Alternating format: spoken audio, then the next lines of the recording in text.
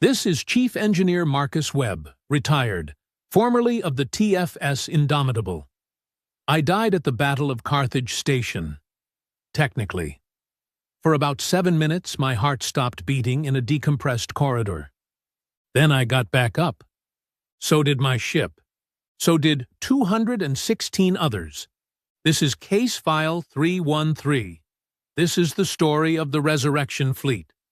The Battle of Carthage Station was supposed to be a standard engagement. Intelligence reported 800 Vexari warships approaching the station. We had 400 ships in the defense fleet. Outnumbered 2-1, but human ships had beaten worse odds. Admiral Yuki Tanaka positioned our fleet between the enemy and the station. 12 million civilians behind us. 60,000 sailors ready to defend them.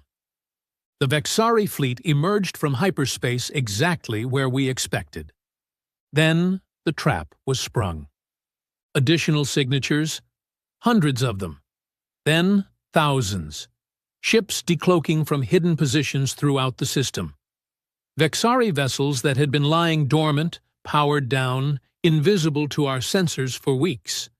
800 became 3,000. We were surrounded. Outnumbered nearly 8-1. No escape route. No possibility of retreat. Admiral Tanaka's voice came across the fleet communication channel. Calm. Steady. The voice of a woman who understood exactly what was happening. All ships. This is Admiral Tanaka. We have been trapped. We cannot escape. We cannot win by conventional means. She paused. I remember holding my breath. But we can make them pay. We can buy time for Carthage Station. We can show the Vexari what human sailors do when there is no hope left. Her voice hardened. All ships. Attack formation Omega. No retreat. No surrender. Kill as many as you can before they kill you. It has been an honor serving with you. Tanaka out. We attacked. 400 human ships against 3,000 Vexari. The mathematics were impossible. But mathematics do not account for human fury. The first 20 minutes were almost glorious. We tore into their formations with everything we had. Our weapons were more accurate. Our tactics were superior. Our crews fought like demons. We destroyed over 200 Vexari ships in those 20 minutes. Then their numbers began to tell. The Vexari did not need to be better than us. They just needed to have more ships. They swarmed our vessels, concentrated fire on one target until it died, then moved to the next. The TFS Resolute fell at minute 23. The TFS Defiance at minute 31. The TFS Vengeance at minute 45. One by one, our ships died. I watched from the engineering deck of the Indomitable as the battle turned into a massacre. We were losing a ship every 2 minutes. The Vexari were losing ships too, but they had ships to lose. We did not. By minute 70, we had lost 300 ships. We had destroyed perhaps 500 Vexari vessels. A remarkable exchange rate. A heroic stand. It was not enough. At minute 82, the Indomitable took a critical hit. The main reactor went into emergency shutdown. Power failed across the ship. We were adrift, defenseless. I was in Corridor 7 when the hull breached. Explosive decompression. I was thrown against a bulkhead. I felt my ribs crack. I felt the air being pulled from my lungs. I felt the cold of space reaching for me. Then, darkness. I learned later that my heart stopped for 7 minutes. The cold of space actually saved me. It slowed my metabolism, preserved my brain. When a repair crew found me and dragged me to a sealed compartment, I was clinically dead. They revived me anyway. Humans do not give up on each other. The battle ended at minute 93. Every human ship was destroyed. 400 vessels, reduced to debris. 60,000 sailors, most of them dead. Admiral Tanaka died on the bridge of the Indomitable. A plasma round struck her command chair directly. She never knew the ship survived. Part of the ship survived anyway. The Vexari fleet gathered in formation around Carthage Station. 3 hours until the invasion force arrived. 3 hours until 12 million humans were conquered. They celebrated. They broadcast messages of victory across all frequencies. They laughed at the debris field that had been the Terran defense fleet. They made one critical error. They did not confirm their kills. Human ships are not built like Vexari ships. We come from a world where everything tries to kill us. We evolved in an environment of constant danger.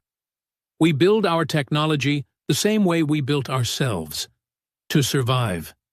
Every human warship has redundant systems, multiple power cores, distributed processing, backup life support, emergency protocols that activate automatically when primary systems fail.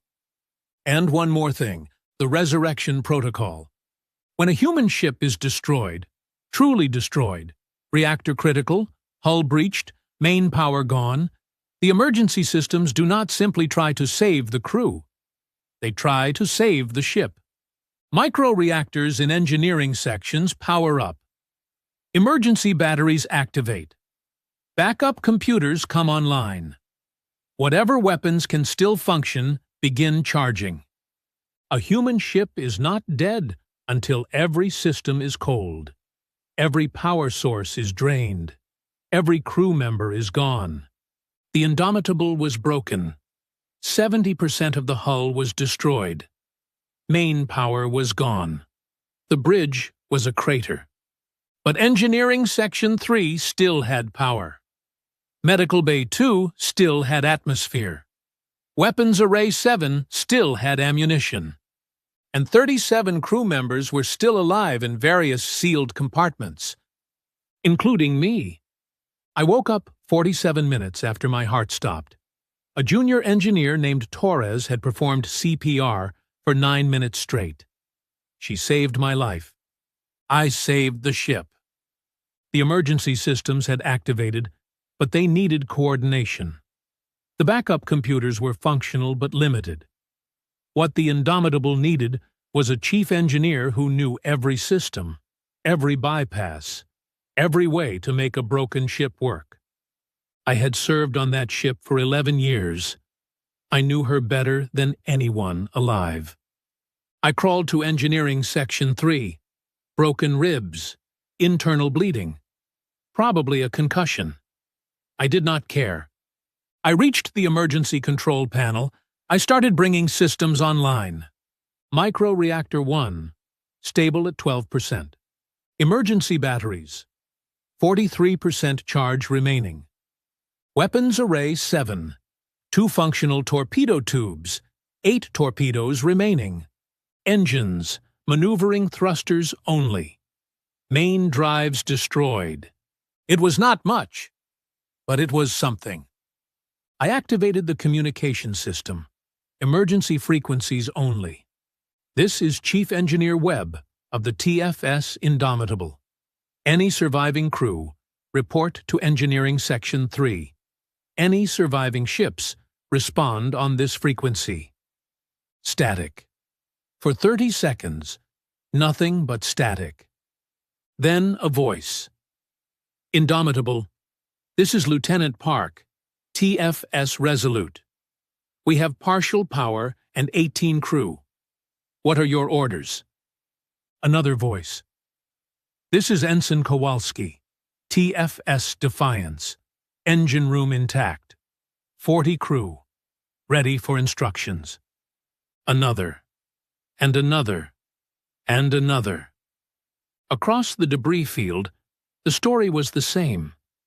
Human ships that should have been dead were coming back online. Crews that should have been corpses were returning to their stations. The resurrection protocol was working. I counted the responses. 217 ships. Some barely functional. Some missing half their hull. Some with only a handful of crew operating systems meant for hundreds. But 217 ships that could still fight. The Vexarii had no idea. They were focused on Carthage Station, preparing for their invasion. Their sensors had classified the debris field as destroyed. No threat. They were wrong. I took command. Admiral Tanaka was dead. Captain Okonkwo was dead. Every flag officer in the fleet was dead. I was a chief engineer, but I was the most senior officer responding. I gave my orders. All ships, power up whatever weapons you have. Move into attack formation as best you can. We have one chance to hit them before they realize we're not dead. I paused, looking at the damage reports from ships that were barely holding together. They think they destroyed us. Let's show them what destroyed humans can do. The resurrection fleet moved. It was not graceful. Ships missing sections of hull, drifting on maneuvering thrusters, weapons arrays pointing in whatever direction they could manage. We looked like a debris field that had learned to hate. We were. The Vexarii detected us at a range of 40 kilometers. Their sensors finally registered the power signatures, the engine activations, the weapons charging. Their commander broadcast a confused message. Unknown signatures in the debris field. Investigate immediately. Too late. 217 human ships opened fire simultaneously. We had limited ammunition, limited power, limited time before our jury-rigged systems failed. We could not afford a sustained engagement, so we made every shot count. Torpedoes streaked toward Vexarii vessels. Plasma cannons fired at point-blank range. Ships that could not shoot rammed enemy targets instead, using their own broken hulls as weapons. The Vexarii formation dissolved into chaos. They had been celebrating. Their guard was down. Their ships were clustered for the invasion, not spread for defense. And they were facing an enemy that should not exist. 217 ghost ships, crewed by sailors who had already died once, fighting with the fury of beings who had nothing left to lose. We killed 400 Vexarii ships in the first 10 minutes. Their commander tried to rally his forces. All ships, concentrate on the debris. Destroy them again. His flagship was the next to die. The Indomitable's last 2 torpedoes struck his reactor core. After that, the Vexarii broke. 3,000 ships had entered this system. They had destroyed our fleet with what seemed like minimal effort. They had celebrated victory. Now they ran. They ran from broken ships and dying crews. They ran from debris that refused to stop fighting. They ran from humans who did not understand that they were supposed to be dead. We pursued as long as we could. Ships dropped out of formation as their emergency power failed. Weapons went silent as ammunition ran dry. Engines sputtered and died. But we pursued.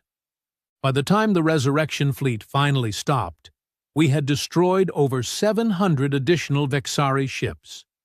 Combined with the losses from the first battle, the Vexarii had lost nearly half their force. They would not return to Carthage Station. They could not. Their invasion fleet was shattered, their command structure destroyed, their confidence broken. 12 million humans were saved by ships that should have been wreckage. I collapsed at my station after the battle. Blood loss and exhaustion finally caught up with me. Torres dragged me to Medical Bay 2, where the Audiobook kept me alive until rescue ships arrived.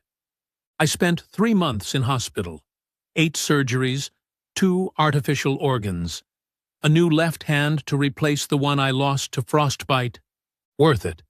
The Battle of Carthage Station is studied at every military academy in the galaxy now. They analyze the first battle, the trap, the destruction of the human fleet.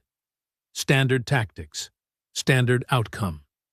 Then they study what happened next. 217 ships that rose from death. Crews that returned to stations in compartments open to space. Weapons that fired from broken hulls. Engines that pushed shattered vessels forward. The Resurrection Fleet. They ask how it was possible. They study the engineering, the redundant systems, the emergency protocols. They try to replicate our technology. They miss the point. The technology helped. The redundant systems helped. The resurrection protocol helped. But what truly brought those ships back was something simpler. Human stubbornness. We do not accept death. We do not accept defeat. We do not accept that a fight is over simply because we have lost. Kill a human ship, and the crew will seal the breaches and restart the engines. Destroy a human fleet, and the wreckage will form up and attack again. Break us completely, and we will put ourselves back together with emergency systems and sheer willpower. That is what the Vexari learned at Carthage Station. You can defeat humans, you can destroy our ships, you can kill our admirals and shatter our formations, but you cannot make us stop. We will crawl back to our stations. We will power up whatever systems still function. We will fight with our last torpedo, our last battery, our last breath. And if you celebrate our destruction too early, we will rise from the debris and destroy you.